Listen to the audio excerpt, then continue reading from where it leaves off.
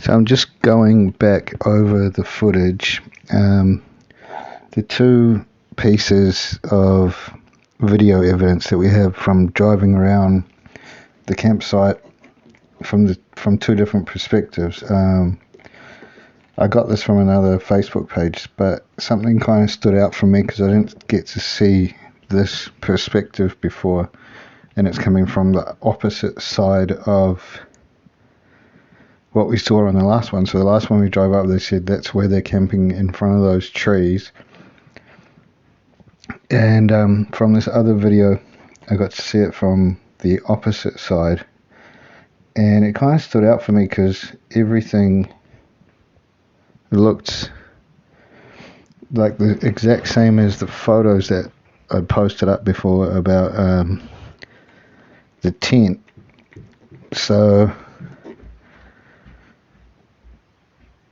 what we have from these photos of the tent is, if this is the same map area, the same campground, it's from the different angle, so we can look at it from that angle and go, okay, this is, so we've got two photos, we can have a look from that angle, because you see the car.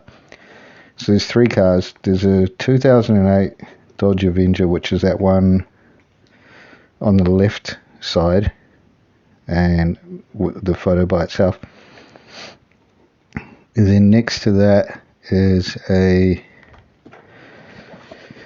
so that is, in New Zealand it's a Holden Barina, but in America it'd be a Chevrolet Aveo or a Chevrolet Sonic, and that is either between 2012 and 2020 that those cars were produced. That's the silver one, but I can't get a rego on that one. The 2008 Dodge Avenger, I found out the rego and given that in. So the silver Chevrolet Aveo, I think, is 2013 to 14. I've sold cars before, so I can see what model and year they are just from looking at it. But the one behind it, you can see there's another car there behind it, right behind it, and they mentioned that if this dude was camping out in the same area, he was right next to them, and he would be right on them.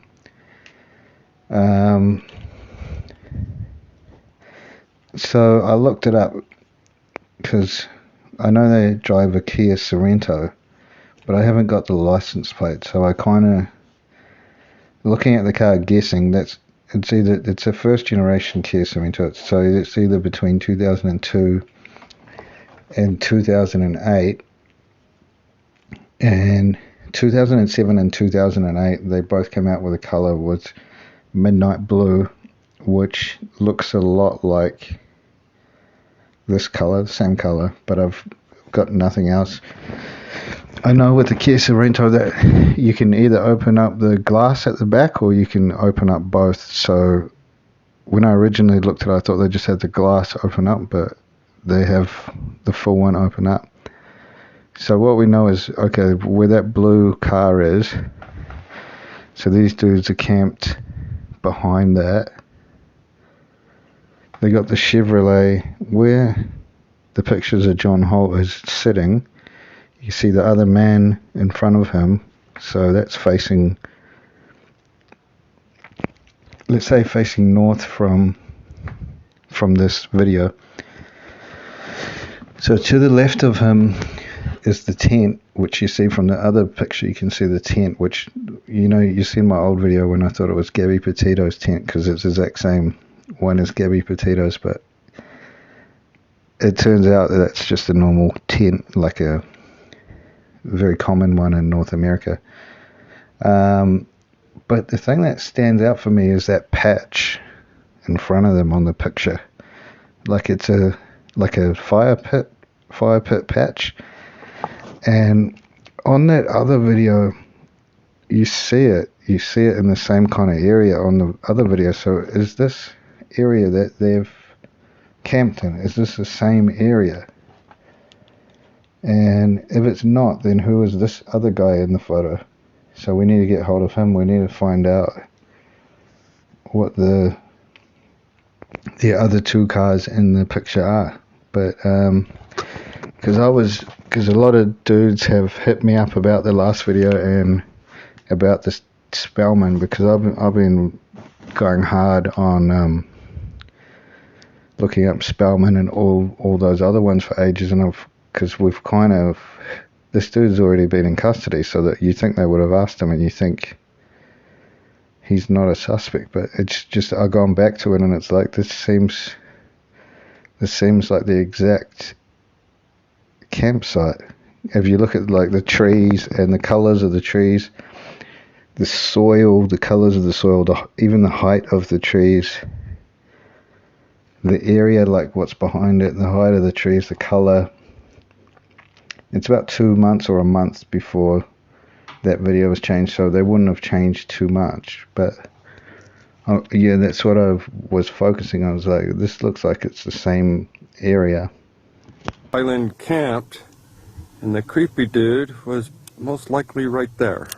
Kylen Schulte and Crystal Turner spend their final hours near this campsite before they're brutally murdered. The couple are recently married and camping something they have in common. A private investigator and Schulte's father are now using social media to help find clues that may lead to the killer. Specifically, her father says they're reaching out to campers who are in the area in mid-August. We'd like to get the news bounced back to them so that they know what happened while they were here, so that they can go back and check their dash cam and see if anybody picked up a car or a vehicle coming on or off of County Road 4651, which is right where the girls were killed. The request is similar to what happens in the Gabby Petito case. A camper reviews dashcam video and sees her van in the Grand Tetons. It's a factor that leads to her body. Petito and her boyfriend, Brian Landry, actually camp in the Moab area about the same time, but the Grand County Sheriff's Office determines the murders are not connected. Well, we know they have ballistics.